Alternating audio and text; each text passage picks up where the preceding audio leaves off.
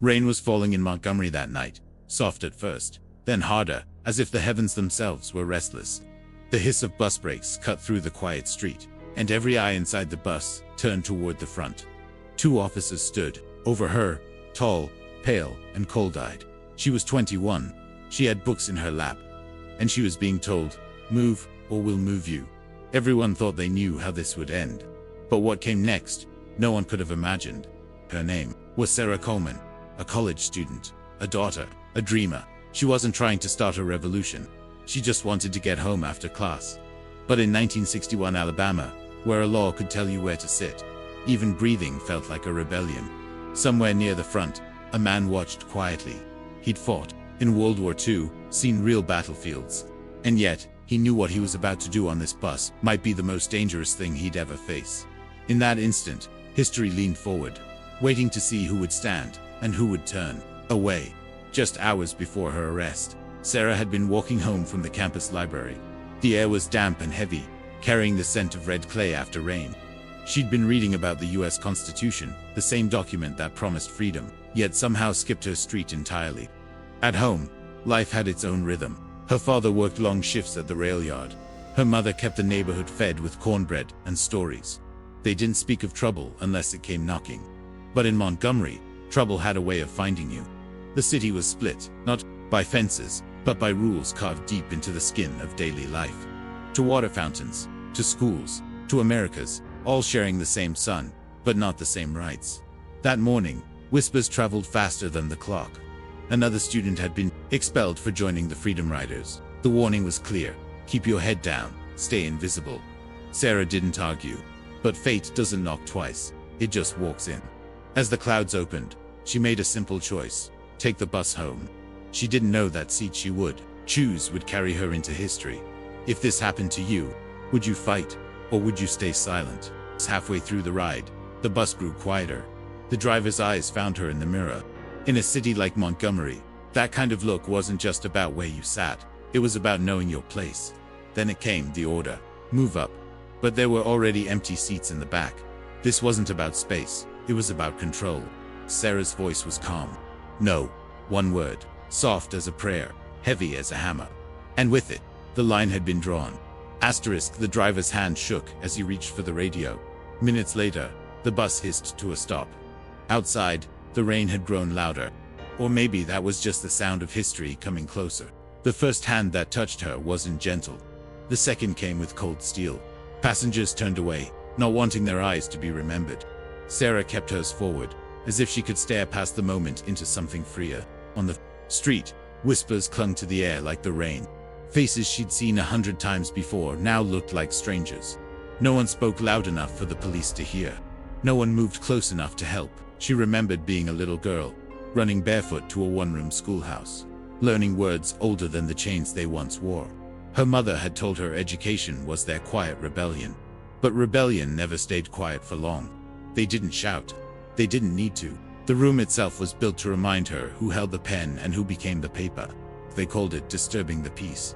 As if peace had ever truly lived on those streets. In the corner, a clerk's eyes met hers. He didn't speak, but the smallest nod told her she wasn't entirely alone. Asterisk. Just weeks earlier, buses carrying the Freedom Riders had been set ablaze not far from here. They'd risked everything to test the promise of integration. Sarah had read their names in the paper, each one a warning disguised as a headline.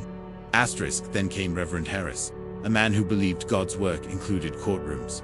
He spoke low, steady, offering bail before her fingerprints even dried. For a moment, Sarah could almost breathe.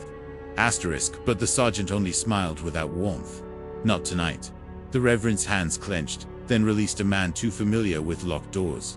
The cell smelled of damp and rust. Somewhere, outside, a train whistle cut through the night, the sound of freedom passing by. Her cellmate, a woman named Lottie, had been here before, twice. "Don't let MCU cry," she whispered. "They feed on that." The laughter outside wasn't loud, but it carried, like the sound of boots on a wooden floor, coming closer, waiting for the moment you forgot they were there. It was here, in the quiet of that concrete box, that Sarah decided she would not leave quietly. If history had come this far, to find her, she would meet it halfway. They called her in at midnight, hoping the hour would make her softer, but the late hours had always belonged to her. The time she read, the time she dreamed, the time she refused to be less than whole. They told her to sign a confession, admit she'd broken the law, promise to stay in her place. The paper was thin, but it might as well have been made of chains. She pushed it back, slow enough for them to watch. No words. Just the sound of paper sliding away, and the crack in their control widening. She returned to the cell. The air colder now. Outside, the rain had stopped, but the streets would still be slick with what had fallen. And then footsteps in the hall. Not the heavy march of guards. Lighter. Faster. What came next would make even the bravest man's blood run cold. Morning brought no mercy, only fog and eyes that followed her like shadows. The van waited with its door open, like a mouth about to swallow her whole. By the time they reached the courthouse, the air crackled with camera shutters. Her name was already a headline, though the ink hadn't yet dried. The room was built to remind you of its power. High ceilings, polished wood, and a judge's bench that loomed like a mountain. They painted her as a troublemaker, a disruptor of peace, a woman who didn't know her place. Every word came sharp, meant to cut. But her lawyer, fresh from law school, fire in his voice, spoke of rights older than any city ordinance. He didn't just argue, he fought. A witness stepped forward, a seamstress who'd seen it all from the back of the bus. Her words didn't tremble. Truth rarely does. The judge warned the defense to stick to the law, as if the law had not been twisted to fit the world outside these walls. When her turn came, Sarah didn't raise her voice. She spoke of buses and benches, of nights behind bars and mornings without mercy. And somehow, the room leaned closer. They tried to corner her with questions, twist her words into knots. But Sarah had lived her whole life in a world of knots. She simply refused to tighten them. In his final breath before the verdict, her lawyer told them this wasn't just about a bus seat. It was about the seat every human being is born into: dignity. The foreman stood. The paper in his hand seemed small, but it carried the weight of the room, the street outside, the world beyond. They didn't call her guilty. Not in the way the law would have. But not innocent either. A fine. A warning. The kind of verdict meant to scare you back into silence. She walked out lighter than she had entered, though the world was just as heavy. But she'd learned something. The fight didn't end with a verdict. Somewhere down the line, another bus would stop. Another seat would be taken. And history would move forward, one refusal at a time. And when they tell her story years from now, they won't speak of laws or fines or ordinances. They'll speak of the day one woman decided she had already paid the fare and would ride wherever she pleased. The time is always right to do what is right.